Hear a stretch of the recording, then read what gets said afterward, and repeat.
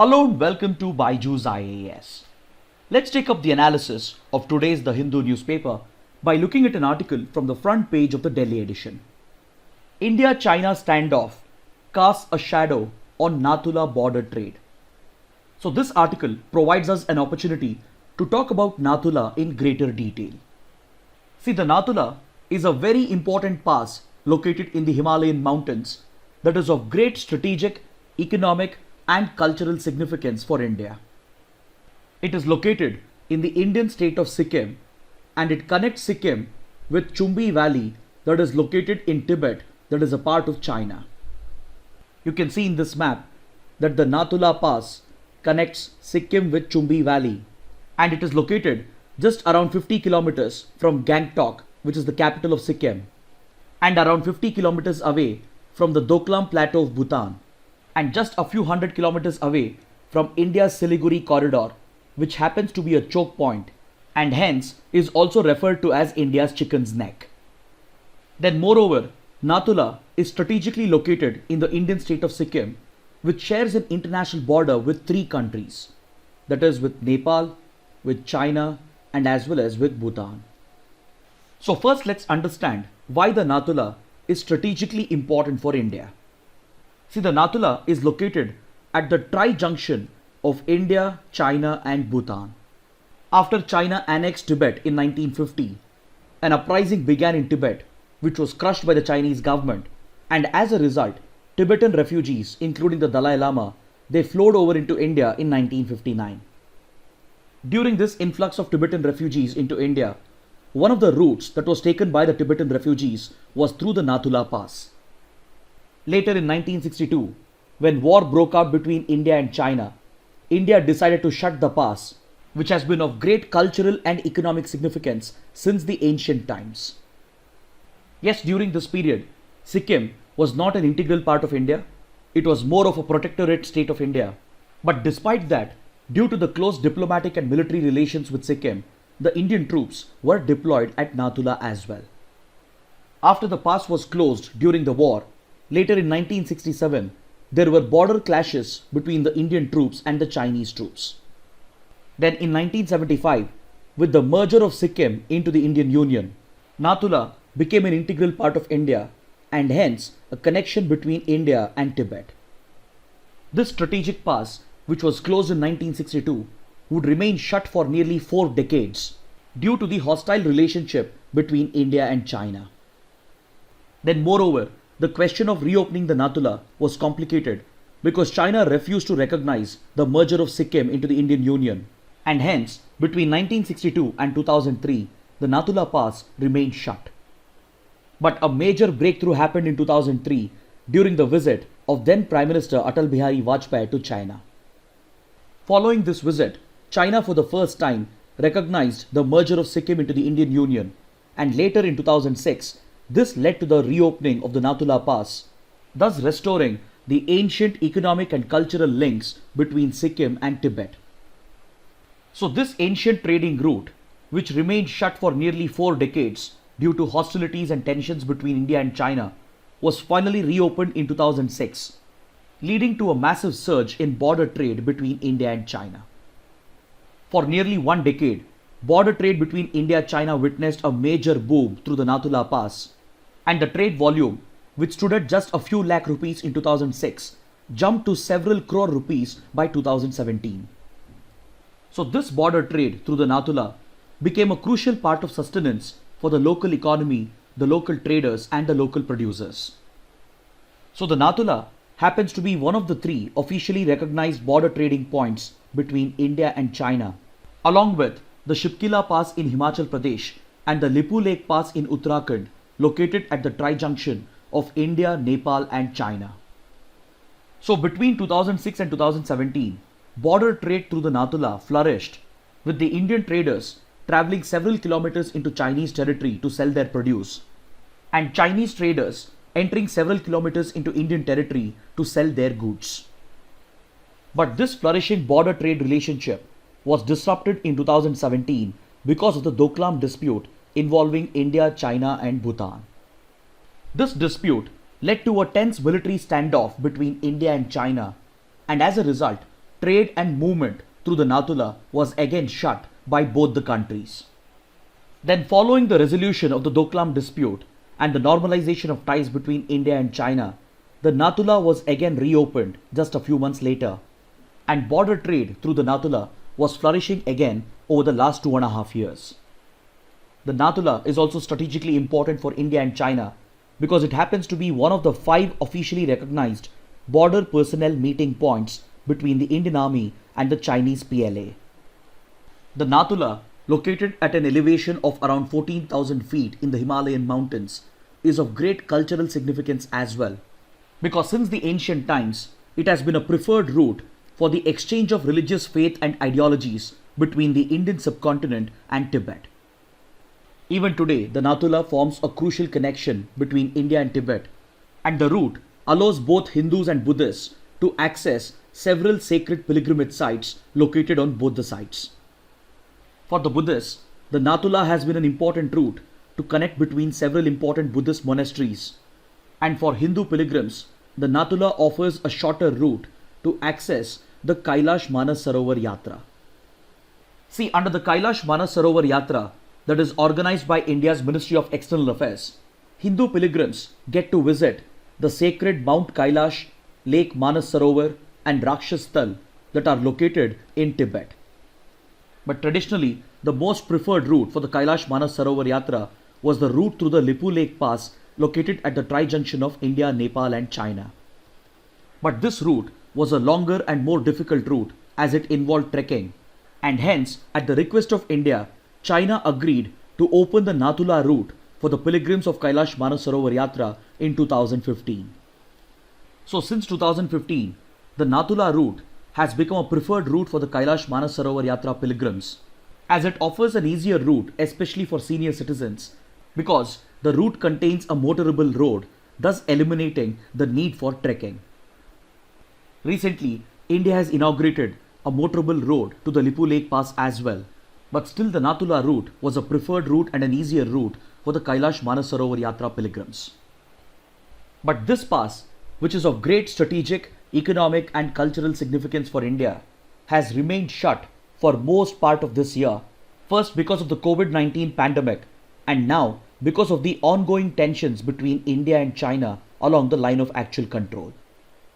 So the closure of the Nathula has severely affected border trade and the livelihood of the local traders, and it will also have an impact on cultural exchanges between India and Tibet. Next, we have 3 articles on page number 1, page number 7 and as well as on page number 9 that deals with the intra-Afghan talks that have begun at Doha, which is the capital of Qatar. See, the intra-Afghan talks are being held in order to resolve the Afghan civil war and determine the political future of Afghanistan. These intra-Afghan talks have been mandated by the landmark US-Taliban peace deal that was signed earlier this year in the month of February. But before we talk about the details of the peace deal and analyze the ongoing intra-Afghan talks, first let's talk about the background. See, 19 years ago, on the 11th of September, the Al-Qaeda carried out a devastating terror attack on the United States. This terror outfit, that is the Al-Qaeda, had been sheltered by the then Taliban government in Afghanistan. So following the 9/11 attacks, the United States declared a global war on terrorism, and it expected the Taliban government in Afghanistan to cooperate with it in order to target the Al-Qaeda. But the Taliban government refused to cooperate with the United States in its global war on terrorism, and this led the United States to establish an international coalition force known as the International Security Assistance Force or ISAF, and with the approval of the UN Security Council, the International Coalition Force carried out an invasion of Afghanistan.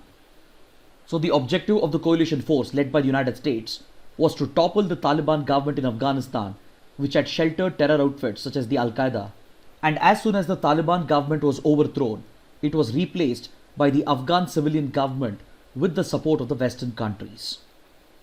But before the United States could claim victory in this war, the Taliban started making a resurgence, and it started waging an insurgent war against the international coalition forces led by the United States. So over the years, the Taliban has regrouped and enhanced its control over Afghanistan, and it has led numerous attacks against the soldiers of the coalition force, particularly against American soldiers.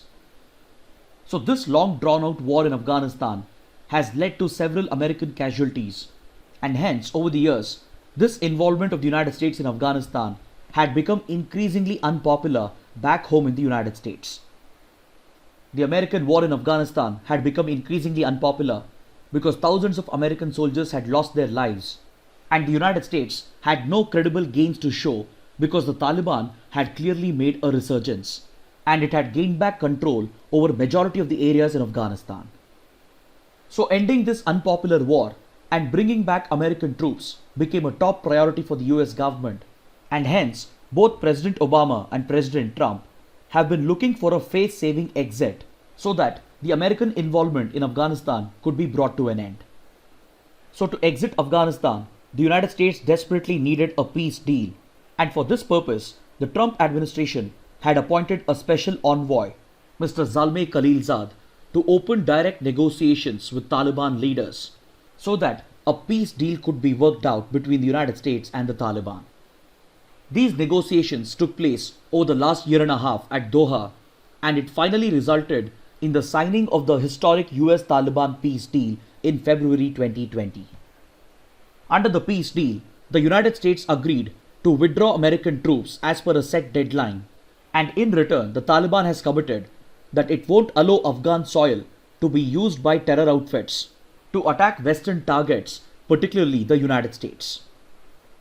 Then under the peace deal, all the three parties, that is the US government, the Taliban and the Afghan civilian government, had agreed to release all the prisoners and the hostages that were held by the three sides. And as per the peace deal, intra-Afghan talks or negotiations were supposed to begin in order to end the civil war and determine the political future of Afghanistan so that the Taliban could return to power in some way or the other.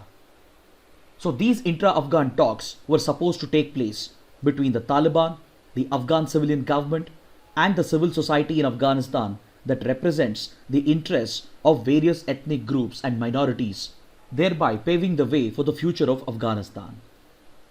But the biggest concern for India with regard to the peace deal was that the negotiations between the United States and the Taliban never included the Afghan civilian government, which is seen by India as the only legitimate representative of the Afghan people.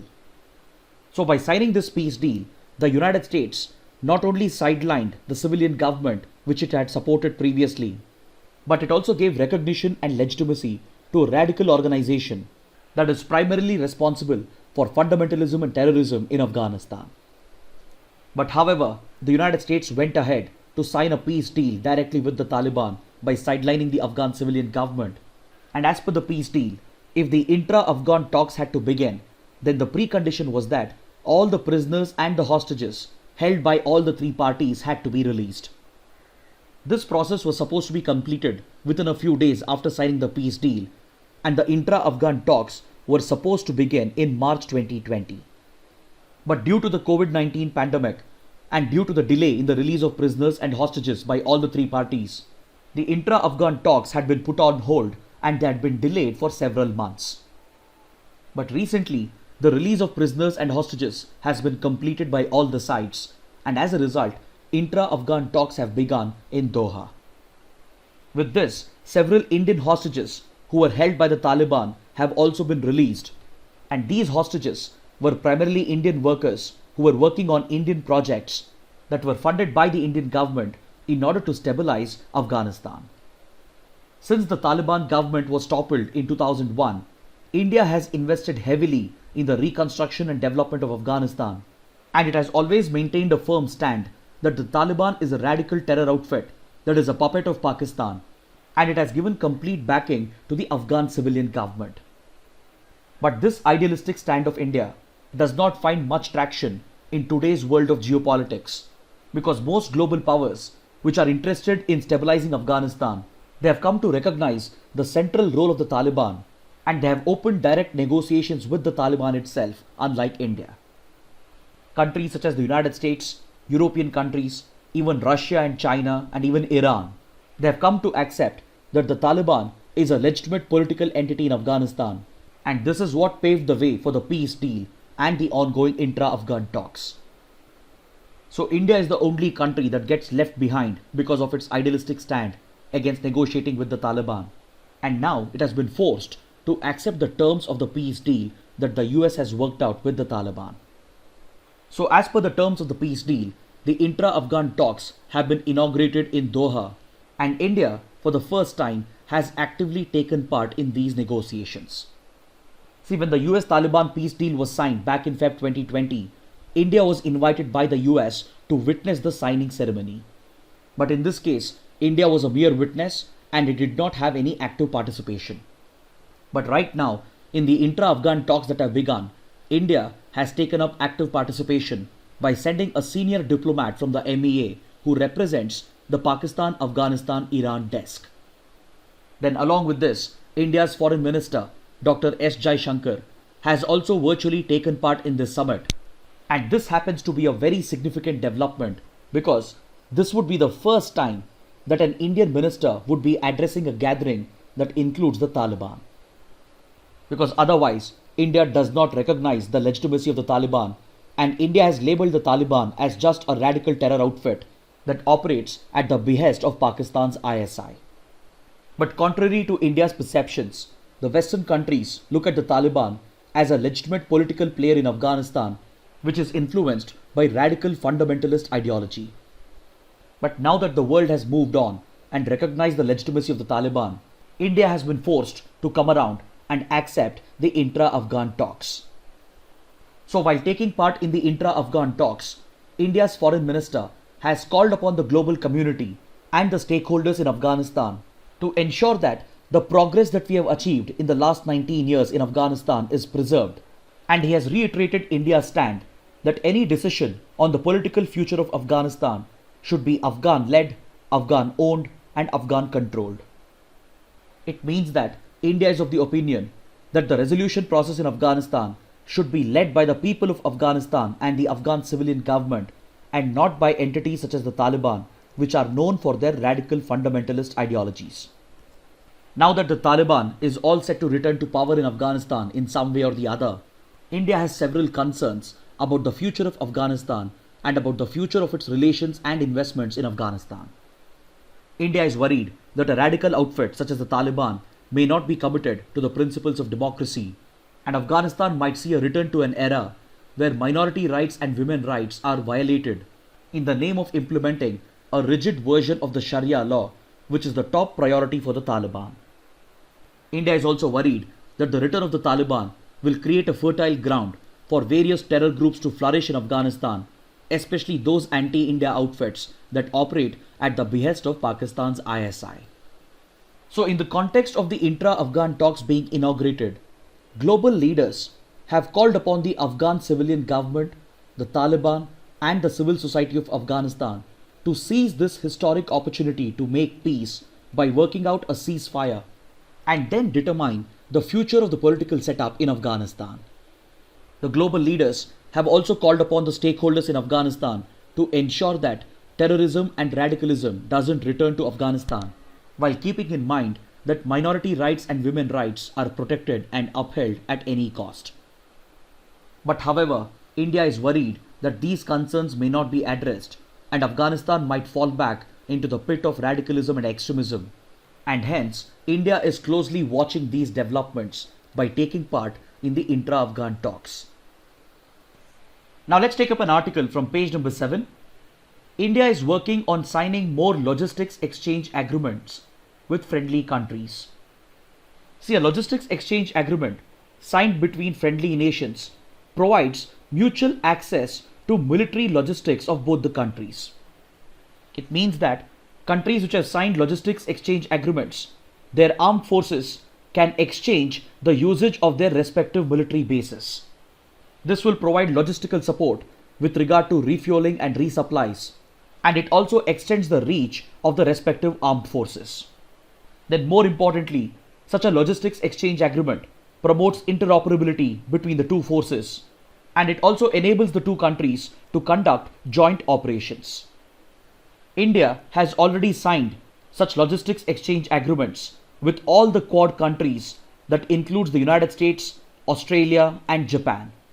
So, according to this article, India is looking to sign similar agreements with other friendly countries such as Russia, United Kingdom, and Vietnam. With Russia, India is looking to sign the Agreement on Reciprocal Logistics Support, which will provide the Indian Navy access to Russian naval facilities located in the Arctic region.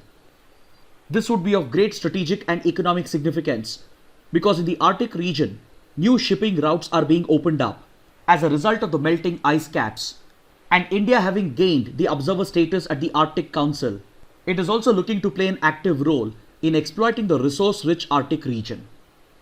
Then upon this, the Indian Navy will also gain access to Russian naval facilities in its Far East region, and this will help further promote India's Indo-Pacific strategy that is primarily aimed at containing China. The reach of the Indian Navy into the Russian Far East is also significant because recently Indian Prime Minister took part in the Eastern Economic Forum Summit that is hosted by Russia for inviting investments into its Far East region. During this summit, Prime Minister Modi announced several Indian investments into Russia's Far East, including a line of credit of $1 billion. Then in the case of United States, countries which are seeking to build close military relations with the US, they have to sign 4 foundational agreements. India has already signed 3 such agreements, including the LEMOA, which provides for logistics exchange in 2016, and the COMCASA, which was recently signed in 2018. The COMCASA provides for encrypted communication between the two countries and their armed forces. And in line with this agreement, recently the US Navy has installed the Centrix encrypted communication system at the headquarters of the Indian Navy.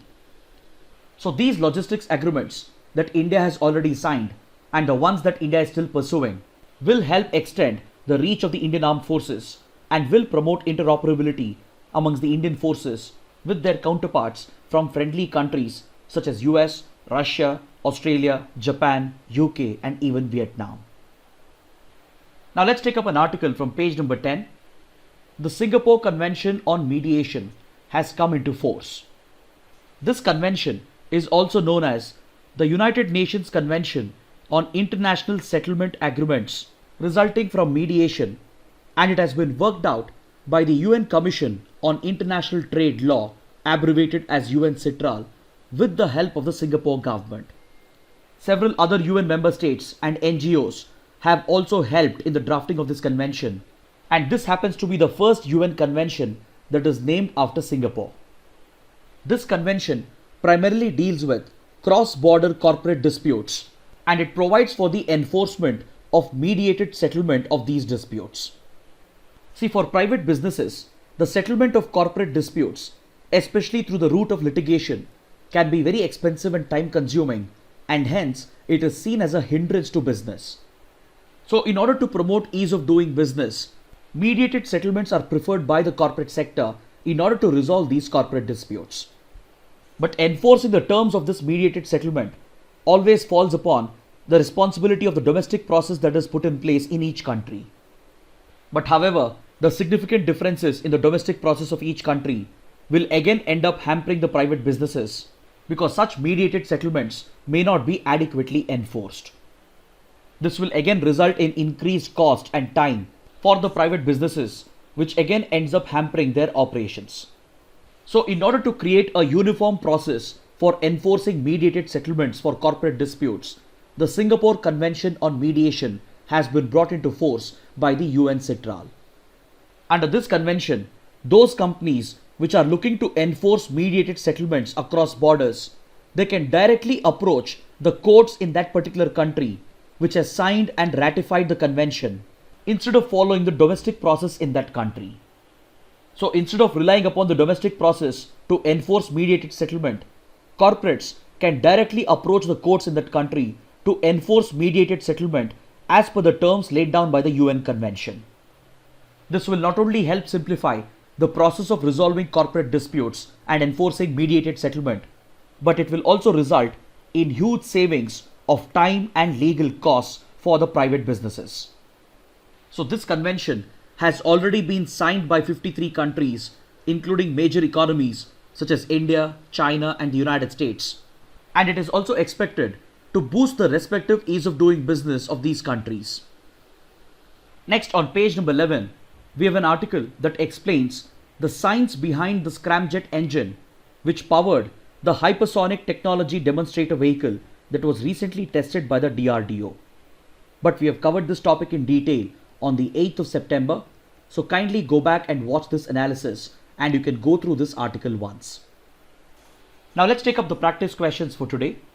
Which Indian institution became the first to develop the Indian brain template and a brain atlas that can be used to map the brain structure of patients? Is it AIIMS or NIMHANS or the Indian Institute of Science, or as option D says, Indian institutions still depend on Caucasian brain template to study neurological disorders? The correct answer is option B, NIMHANS. The National Institute for Mental Health and Neurosciences, that is headquartered in Bengaluru, has become the first Indian institution to develop the Indian brain template and a brain atlas that can be used for mapping the brain structure of patients and study neurological disorders. Until now, Indian institutions were depending upon the brain template developed for Caucasian patients, but henceforth, neurological disorders amongst Indians can be studied by doctors and researchers by using the brain template and the brain atlas that has been exclusively developed for Indian patients. The reference to this can be found in an article on page number 6. Now let's take up the next question. Which two Gulf countries recently established diplomatic ties with Israel? The correct answer is option C, the United Arab Emirates and Bahrain. See, recently, when the United Arab Emirates established diplomatic ties with Israel, we had covered this topic in detail. This made UAE the first Gulf country and the third Arab nation to recognize Israel and establish diplomatic ties with it. Prior to this, the only Arab countries that had recognized Israel were Egypt and Jordan. But now, due to the diplomatic efforts of the United States and Israel, UAE became the first Gulf country to recognize Israel, and thereby this weakens the cause of the Palestinians. Because the cause of the Palestinian state has been consistently supported by the Arab states, especially by the Gulf countries, under the leadership of Saudi Arabia. But right now, along with UAE, even Bahrain has recognized Israel and established diplomatic ties, thus making Bahrain the second Gulf country to recognize Israel. The pro-US and pro-Israel experts are labeling this as the greatest peace initiative in the Middle East that could help resolve the Israel-Palestine conflict. For this reason, US President Donald Trump has even been nominated for the Nobel Peace Prize. But however, critics are pointing out that this significantly weakens the Palestinian cause because this would legitimize Israel's stand against the establishment of an independent Palestinian state, which was mandated as per the UN Partition Plan of 1947. This cause for the establishment of an independent Palestinian state was championed by the Arab and Gulf countries under the leadership of Saudi Arabia. But now that UAE and Bahrain have established diplomatic ties with Israel, it is quite clear that Saudi Arabia has approved this process, and slowly many more countries in the Gulf region, in the Arab region and in the North Africa region are likely to recognize Israel and establish ties with Israel. It is anticipated that eventually even Saudi Arabia will end its support to the Palestinian cause, and it might go ahead to recognize Israel and establish diplomatic ties with that country. Now let's take up the next question. Which organization publishes the Living Planet report? The correct answer is option C, the WWF or the World Wildlife Fund. This question has been asked because according to this article on page number 11, the Living Planet report 2020 that has been published by WWF brings out a few alarming statistics with regard to destruction of wildlife population. This report says that wildlife population has dropped by 68% between 1970 and 2016. And the Latin America and the Caribbean region has been the worst hit with a decline of 94% in its wildlife population. The report also points out that agriculture activities and food production is the biggest driver of this loss to biodiversity. Now let's take up the next question. Which of the following statements are correct? Gravitational lensing occurs when a huge amount of matter, like a cluster of galaxies, creates a gravitational field that distorts and magnifies the light from distant galaxies that are behind it but in the same line of sight. The effect is like looking through a giant magnifying glass. It allows researchers to study the details of early galaxies too far away to be seen with current technology and telescopes. The amount of bending of light through gravitational lensing is one of the predictions of Albert Einstein's general theory of relativity. All the three statements are correct. Option D is the right answer. This question has been asked because this article on page number 11 makes a reference to gravitational lensing. Now let's take up a practice question from the 2016 prelims paper. What is or are the purposes of district mineral foundations in India? Promoting mineral exploration activities in mineral-rich districts, protecting the interests of the persons affected by mining operations, authorizing state governments to issue licenses for mineral exploration. Amongst the given statements, only the second statement is correct, so option B is the right answer. Finally, let's take up a couple of mains practice questions. The first question, discuss the cultural, economic and strategic significance of Nathula. The second question, evaluate the progress of the ongoing intra-Afghan peace talks and India's stand on it. So please write an answer to these questions and post your answers in the comment section below.